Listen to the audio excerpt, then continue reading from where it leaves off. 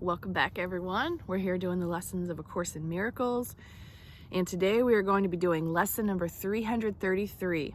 Fear binds the world, forgiveness sets it free. Well, I hope that lesson follows nicely from yesterday's lesson. There is no conflict, for my will is yours. I was able to dig into that a little bit yesterday, and we went on a drive coming back from California into Arizona, where we will be for the next 4 days, and then we're heading south. Ultimately, our destination is Florida. So yeah, life just keeps moving right along. So last night I was having a hard time sleeping, and I pulled up a Ken Wapnick video, and he was talking about allowing other people to have their choices and respecting their choices and their decisions, even if you wouldn't do it that way. And I just love how he breaks things down really practically. And it was great to listen to him. And I've listened to a lot of other Ken Wapnick videos before, but for some reason last night, that's the one that I needed to watch. And I think it really helped me a lot, because I think a lot of what I hold on to is frustration around other people not doing things the way that I think they should be done. And yeah, it's just interesting to just very randomly pull something up and listen to it and have it speak directly to you. And of course, these lessons and the Year of Forgiveness lessons help me as well. And it's always something that I need to hear. So let's see what this lesson is talking about today, and what jumps out for me, what jumps out for you. Lesson 332, fear binds the world, forgiveness sets it free. The ego makes illusions. Truth undoes its evil dreams by shining them away. Truth never makes attack. It merely is. And by its presence is the mind recalled from fantasies, awaking to the real. Forgiveness bids this presence enter in and takes its rightful place within the mind. Without forgiveness is the mind in chains, believing in its own futility. Yet with forgiveness does the light shine through the dream of darkness, offering it hope and giving it the means to realize the freedom that is its inheritance. Okay, beautiful. Anything jump out in there for you? Oh, wow. By its presence, the mind recalled from fantasies, awaking to the real. Forgiveness bids this presence enter in and take its rightful place within the mind. So I think what this is telling us ultimately, as if we don't need to hear it more, is that our forgiveness practice does things in our lives so that we don't have to itemize every blockage or so-called problem we have and move in to fix or solve or heal it specifically and intentionally, as if we don't do that, we don't ever heal. So I think our forgiveness practice has this very complete, holistic way of helping us without us having to delve into every single solitary thing. Now, I think when thoughts come to the surface, yeah, we need to pay attention. If there are emotions associated with these feelings or whatever, we need to pay attention. Like that line in the sky behind me, I see it on the camera. It's a little triggering, because it makes me think about, these systems that are at play and humans are being toyed with and all of that. If this line in the sky is what I think it is, it could also just be my imagination and a creation that I'm making just to trigger myself to come away from focusing on the topic of the lesson. I don't know. Anyway, so let's get into the prayer from this lesson. We would not bind the world again today.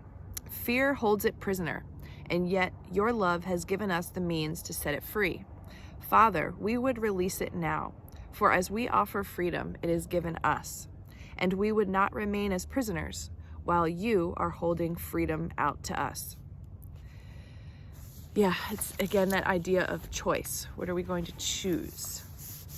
Do our forgiveness practice, or stay in the mind control matrix of the ego. I know what I want to pick. All right. Lesson 332 from A Year of Forgiveness. Fear binds the world. Forgiveness sets it free. You are blessed beings indeed. I am that one you know as Jesus. Fear is the great deceiver.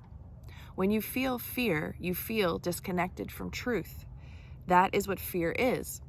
That horrible feeling of fear happens when you leap off the path toward truth and love and into the ditch filled with brambles and dread. But you have chosen to do it. Fear is not something that spirit can remove from your mind. Sometimes we hear those prayers, please stop me from being afraid of love, or please stop me from being afraid of flying in a plane. But fear is your own creation. It is your baby.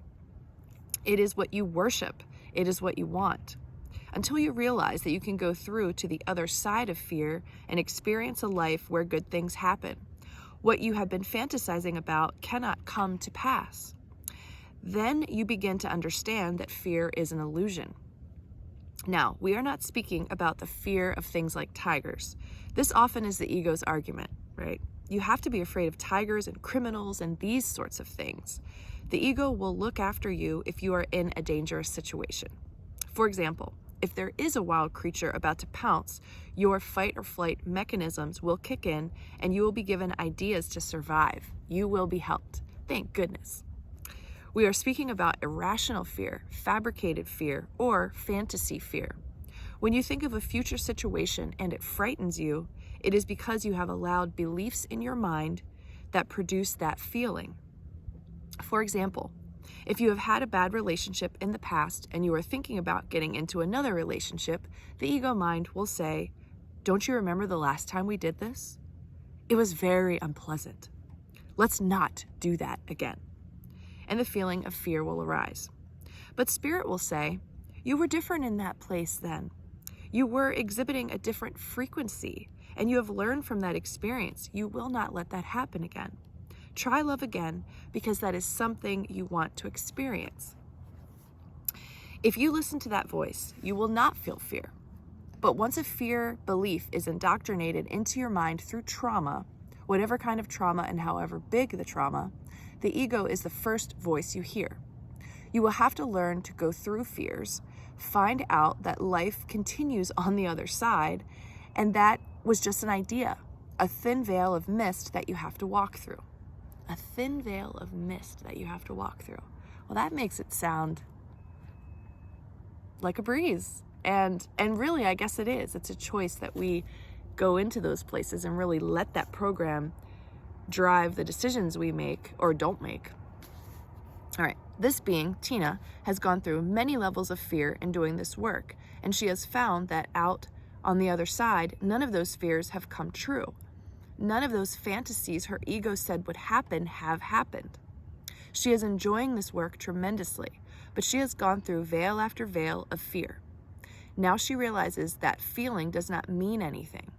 It is a shadow of a day gone by, and it must not let you ruin your future. I am that one you know as Jesus, and we will speak to you tomorrow. Fear binds the world, forgiveness sets it free. Well, I hope that this lesson speaks to you in some way and you're able to locate a veil that you can walk through today, a fear that you can let go of. I'm grateful for all of you being here with me doing these lessons, and we will be back again tomorrow.